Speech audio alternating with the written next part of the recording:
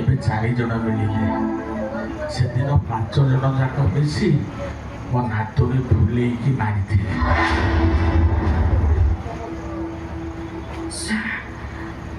Sir ତାମାନେ ଆପଣ ମଦ ପିଇବାକୁ ଦେଲେ, ମଦ ପିଇଲେ ମରିଗଲେ ଆଉ।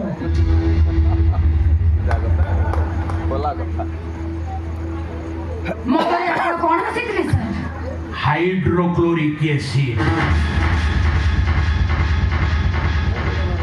ପିଲାମାନେ କହିଲ ଦେଖି, ହାଇଡ୍ରୋକ୍ଲୋରିକ ଏସିଡ ଆମ ବଡିର କୋଉ ଜାଗାରେ ଥାଏ? ମୁଁ କହିବି ସାର୍, ଷ୍ଟୋମାକ୍ରେ। ଏହା ଆମର ଖାଦ୍ୟ ପଦାର୍ଥକୁ ହଜମ କରିବାରେ ସାହାଯ୍ୟ କରେ। ଖାଲି ପେଟରେ ବେଶୀ ସମୟ ରହିଲେ ଖାଦ୍ୟ ଥଳିର ଭିତର ଅଂଶକୁ କ୍ଷତି ପହଞ୍ଚାଏ। ଗ୍ୟାଷ୍ଟ୍ରିକ୍ ଅଲ୍ସର ପରି ରୋଗ ହେଇଥାଏ।